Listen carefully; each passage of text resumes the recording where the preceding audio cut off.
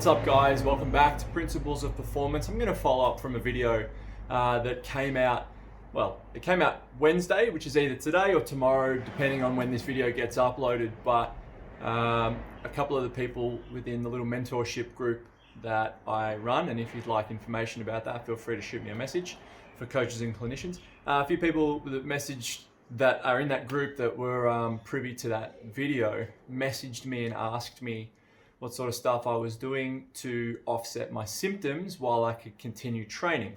And I figured it would be a great way to follow up the video that I'll put at the end of this video. But I'm just gonna run you through like two things that I'm doing, that I've been doing since Monday, that have been making a significant change in my symptoms. If you'll remember from the video that I uploaded recently on training with an injury, I get pain when I'm in my end range extension through my lumbar on my left side, and I don't feel pain when I'm sitting, but when I'm standing I do. And this is just a really quick and dirty way of thinking about the body. But when I'm in my hip flexed position and I'm sitting, and then I go into my hip extended position and I'm standing, the only significant change that's happening in terms of my body's biomechanics is my femur is moving from flexion to extension.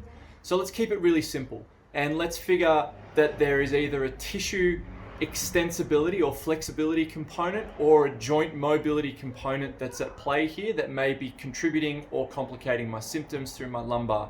So I don't have to go and crank on my back or my obliques or my QL with soft tissue work to see if it makes a change and potentially get nowhere. Instead, I was just going to focus on my hips on Monday, and it made a significant change. So here's two things that I did to make a change in my symptoms. Now, I don't want anybody to watch this and think, hey, I've got back pain, let me go and try this. If you're going to try it, then by all means do, but don't jump in the deep end. And I'll run you through what I'm about to do. But just understand that all pain is just a signal that something needs to change. And if you're not too sure, then please go and see a professional, a clinician or a coach that knows how to assess the body in systems, and then can give you the right approach based on exactly what you need at that time. And this is what I needed at the time on Monday, and I've been doing it ever since, and it's been feeling really great. My approach has been in trying to open up through my posterior chain, particularly through my glutes and my hamstrings and adductors. Now, it's a common misconception that hamstrings get tight and then you have to stretch your hamstrings because you're sitting a lot. There's a muscular imbalance that occurs where your hip flexors get tight, they get shorter through the front, and then as you stand up, that shortened tissue actually tips your pelvis. It tips your pelvis forward, and if I was to stand up and show you this, so when you stand, it tips your pelvis forward. Those shortened hip flexors have tipped me forward, and what that does is at the back here, my hamstrings, which are attached to the back side of my pelvis, have now been stretched. They've been lengthened, so that when I go and move into my forward bend, it feels like my hamstrings need to be stretched. But it's not quite as simple as that. There are complexities at play here. Just understand that what I'm about to show you is based completely on my experience as a coach and a clinician, and knowing exactly what my body needs at exactly what time. Right now, my glutes are extremely tight, particularly through the posterolateral chain, and that's feeding into my biceps femoris, which is one of my hamstring muscles, definitely. And there's a co-contributing factor there, which feeds around to my vastus lateralis, this lateral quad muscle. As the vas lat sneaks underneath my IT band, and my biceps femoris from the back sneaks underneath my IT band, there's a flow-on effect that these two muscles share, where one gets tight, typically both get tight, and I feel that through my lateral chain, which then feeds up into my TFL, and that actually feeds my forward or my anterior hip symptoms. I know this for myself because I've done plenty of self-work and diagnosing, and I've consulted with many clinicians and coaches on this topic as well. But one of the things that I start to lose is hip extension and internal rotation, which are both coupled in creating clean hip extension for something like walking or running. I know that I lose these things really quick when my glutes and that biceps femoris gets tacked down. So I'm going to show you a couple of correctives that I use for myself in order to just make a change, even if it's transient, so that I can then go into my training session, which I'm about to start in 5 to 10 minutes, I make that transient change so that I can move a little bit better and I'm getting less symptoms when I do move, which makes the training session more fruitful. So here's what we're going to do. I'm going to do a modified, it's like a closed chain Jefferson curl, but I've got the kettlebell on a plate. So I'm not creating a rotary moment and then an extensive moment through my spine, because I know when I get into my end range extension, it gets a little sore, but I still need to get some movement happening through my hip, my posterior chain, and I need to work on my flexion, not only with my pelvis and my ribs, but through my spine as well. So I'm going to do a closed chain Jefferson curl, and then I'm going to follow that up with a toe touch progression that I learned from the FMS level 1, level 2. So let's run through those really quick.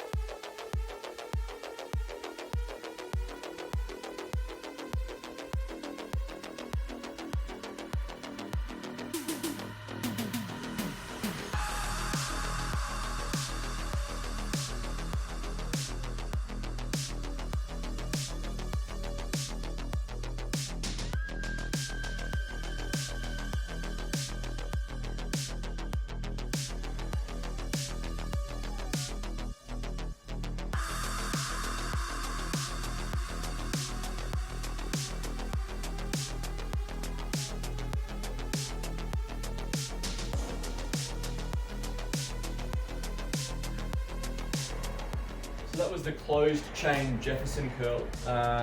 All I'm trying to do is create a flexion moment, and I'm projecting my energy down into the ground through my hands. So I'm not trying to pull or lean away on the kettlebell.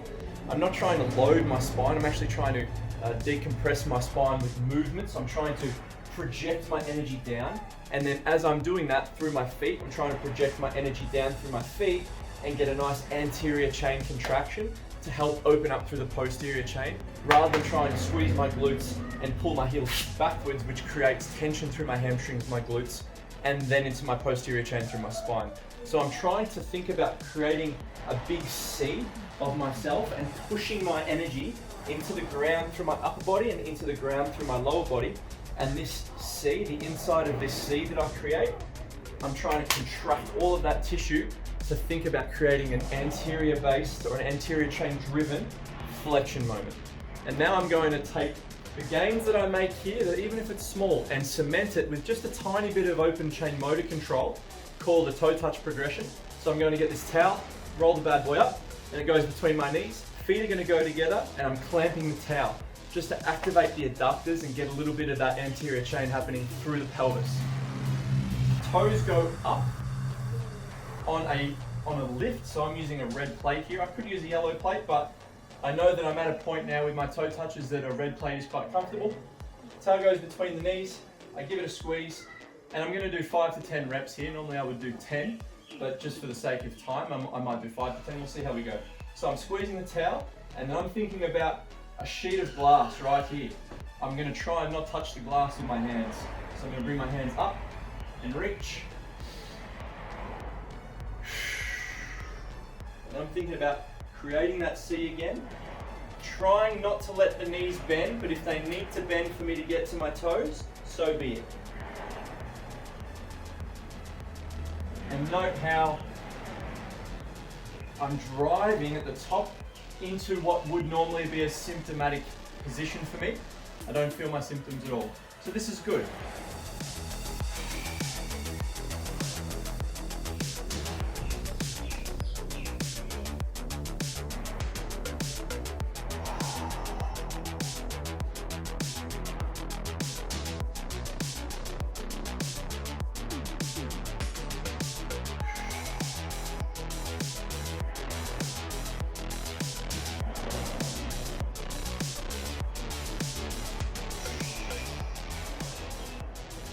Once I've done 5 with my toes up, I'm then going to do 5 with my toes down. Same rules apply.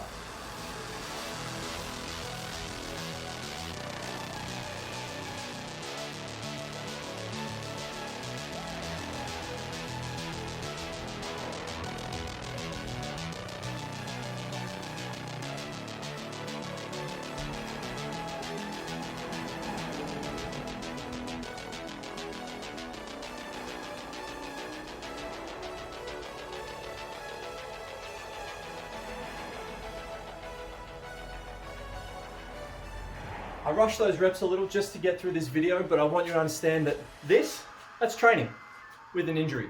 I'm still working on positions, but I'm not trying to crank on areas that are painful so that my mobility is limited based on aggravating factors. I'm trying to open myself up, breathe into positions that don't feel comfortable, rather than trying to force through positions that hurt. And now I'm going to spend 30 minutes on an assault bike and maybe do a little bit of kettlebell carries, maybe some swings, if that doesn't hurt. But I know I've given myself a great chance in those, 5 to 10 minutes to set me up for the next 40 to 60 minutes where I'm going to get through a session pain-free and reap the rewards of a really fruitful training effect, as opposed to maybe only getting through 30 minutes before I have to tap out because the discomfort is too much. Anyway, that's it for today's little video, just on training and injuries, just a little follow-up.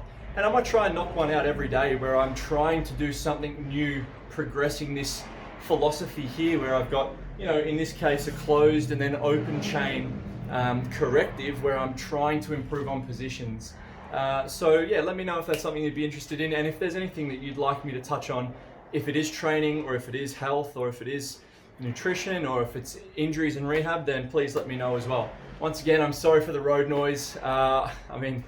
I'm a little tight on money at the moment. I'd love to get a lapel mic, but we're doing the best we can with what we've got. So until then, we'll just keep going, and hopefully the quality of what I give you in terms of content can remain top notch. Anyway, my name's Cam. This is Principles of Performance, and I'll catch you on the next one. Thanks very much.